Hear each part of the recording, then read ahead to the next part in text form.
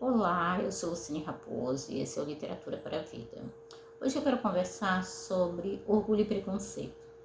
O livro voltou à moda porque o filme também voltou à moda. O filme Orgulho e Preconceito, de 2005, se eu não me engano, é considerado a melhor adaptação dessa obra de Jane Austen, entre todas as outras que foram feitas ao longo do tempo. É um filme muito bem construído. Claro que ele tem a visão do diretor, digamos assim. Nós sempre precisamos lembrar que o filme é uma visão do diretor e não necessariamente do roteirista, não é necessariamente dos atores, tem toda essa relação. É como se fosse o diretor nos contando aquela história. Então, sim, tem alguns aspectos que são ligeiramente diferentes, mas é um filme muito fiel ao livro. E Orgulho e Preconceito foi justamente o livro que foi a virada de chave na carreira de Jane Austen, que foi relativamente curta porque ela também viveu pouco, relativamente pouco. Mas Orgulho e Preconceito, ele ganhou novamente ao todos os holofotes justamente porque o filme voltou ao cinema. E é um filme muito cultuado, como eu já disse. Essa edição que eu tenho aqui, de Orgulho e Preconceito, foi um presente vintage da minha amiga Marcela. Ela sabe que eu gosto de livros que foram publicados até os anos 1990, por aí, no Brasil. A escrita é melhor, as edições são melhores, os textos de apoio. Eu até falei sobre o livro do Machado, que também tem relação com isso. E essa é uma das edições que eu tenho. A outra edição que eu tenho atualmente é essa aqui, ó, da Martin Claret. Também uma edição bonitinha, não tem nada demais, tem apenas o texto de modo integral, uma fonte correta, uma edição interessante no sentido de que não tem nada exagerado. A gente vê algumas edições bastante esquisitas por aí. Inclusive, há uma edição de Madame Bovary que é a coisa mais esquisita que eu já vi, mas isso fica para outro vídeo, para a gente comentar sobre essas questões. E com relação ao Orgulho e Preconceito, o que geralmente a gente coloca em foco é um romance entre um homem de alto padrão social, econômico, de alto patamar. Mr. Darcy é, digamos assim, parte de uma nobreza da época. Já a Elizabeth Bennet vem de uma família em que o pai e a mãe tiveram 5 filhas. Então, as propriedades, eles não são exatamente pobres, mas a propriedade, tudo que está vinculado ali, irá para o descendente masculino mais próximo, que nós sabemos que é aquele clérigo maluco, que é muito bem interpretado no filme também, né? Um dos melhores momentos do filme é justamente o momento em que o pai e a mãe discordam sobre o casamento de Elizabeth com ele, que é completamente trampoelhado, né? Mr. Collins, se eu não me engano. Mas nesse sentido, a gente percebe que é praticamente como se Orgulho e Preconceito fosse o conto de fadas moderno. Como se fosse totalmente atualizado, porque mostra muito do amor verdadeiro, mostra muito de vencer os próprios preconceitos, vencer o orgulho, ir em busca daquilo que se deseja, eleger uma pessoa extremamente correta para nós. O amor tem muito mais a ver com valores do que simplesmente com paixão, porque a paixão dura 2 anos. O amor, quando é bem construído, é para a vida inteira. Mas com relação a isso, a gente foca muito nesse aspecto, no romance entre a Elizabeth Bennet e o Mr. Darcy. E a primeira vez que eu li esse livro, eu tinha 10 anos de idade, mais ou menos. Eu estudava numa escola pública, Nair Valadares, professora Nair Valadares. Essa escola ainda existe no município. E lá tinha uma biblioteca em cima da cantina, e eu subia a escada todo dia na hora do recreio, pegava os livros, levava para casa, então lia lá na hora do recreio. E a primeira vez que eu li, realmente não entendi quase nada. Como assim um homem chamado Darcy? Um nome estranho? Já que, se a gente for traduzir o pé da letra, é um nome muito feminino para nós, pelo menos até o começo do século XX, né? Chamava as mulheres de Darcy, de Darcy, alguma coisa assim. Mas é preciso lembrar que Fritz William é o nome dele, assim como o primo dele. E Darcy é o sobrenome. Mas com relação a isso, eu queria chamar a atenção para o fato de que muitas vezes a gente não faz a leitura de todas as circunstâncias.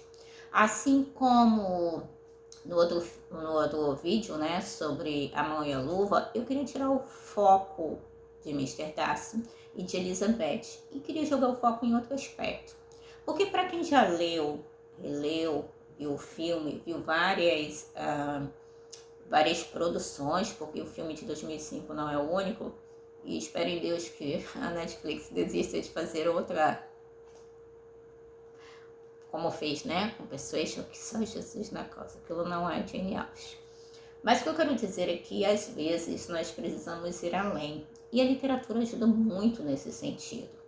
Orgulho e Preconceito não é só um romance de costumes, não é só um livro muito bem escrito, não é só digamos, a considerada obra-prima de Jane Austen. É também um livro que trata do caráter humano. E nesse sentido, nós podemos ir além. Vamos lá. O pai de Elizabeth, ele casou-se com uma jovem que era muito bonitinha, na época muito vivaz. E a vivacidade era algo relativamente atraente para determinados homens. Em pouco tempo, ele descobriu que essa senhora Bennet era vivaz, não porque ela era de grande vivacidade, de grande presença de espírito, mas porque ela era tola. Tola, imprudente, irresponsável, sem modos. Mesmo assim, eles permaneceram casados e tiveram 5 filhas. E o que o Mr. Bennet fez? Ele passou a conviver com o problema, só que a gente não convive com os problemas. Quando nós temos um problema, nós precisamos parar e tentar resolvê-lo. Às vezes vai levar 1 ano, às vezes vai levar 2, às vezes vai levar 10 anos, você vai tentando vencer os obstáculos até que esse problema seja resolvido. Mas, de modo geral, não é conveniente, não é correto, não é produtivo, não é saudável conviver com problemas. Como aquela pessoa que tem, por exemplo, no meu caso, tem intolerância à lactose, mas come e depois passa mal, sabendo que não deve comer. Aquela pessoa que sabe que não deve comer doces porque tem diabetes, mas come um pouquinho, depois corre para tomar o remédio e já pifou de vez. Pessoas que sabem que estão vivendo em condições equivocadas, em relações equivocadas, profissionalmente estão se comportando de modo equivocado, em qualquer circunstância. Nós não convivemos com os problemas, nós administramos as situações, seguindo o caminho para a resolução dos problemas. E o pai de Elizabeth não faz isso. O pai de Elizabeth, ele se encastela lá no escritório, na biblioteca dele, e ele deixa que a esposa crie o caos absoluto. Então ela cria as filhas de modo grosseiro, tosco, até certo ponto infame. Elas são indiscretas, elas são breguinhas, para usar um termo como esse, elas são burras, porque elas não foram educadas culturalmente também, algumas delas não têm interesse nisso. Elizabeth e a irmã, elas escapam dessa situação, talvez porque elas já tivessem uma tendência a serem pessoas diferentes e porque elas buscam também. Muitas vezes a gente fala, mas fulano nasceu numa família assim e ele se transformou. Sim, a pessoa foi em busca de conhecimento. A Elizabeth é um dos melhores exemplos de que a literatura pode se transformar, inclusive o nosso comportamento, o nosso caráter, a nossa forma de nos comportarmos. Se formos pensar bem, Elizabeth Bennet é uma leitora e foi através dos livros que provavelmente ela aprendeu a se comportar em público, aprendeu a ser prudente, aprendeu a ser sensata, aprendeu a ser correta. Reparem que o pai delas não fez nada disso, ele simplesmente casou errado, descobriu que tinha casado errado e delegou para a esposa todas as situações. Ele ama a Elizabeth, principalmente Elizabeth, não tanto a mais velha Mary, né, se eu não me engano, mas ele ama principalmente Elizabeth. Mas ele não faz nada para transformar essa situação. O único ponto em que ele faz, ele não concorda com o casamento que Elizabeth tem que se casar com Mr. Collins. Isso no filme é até bem valorizado, mas isso é muito pouco.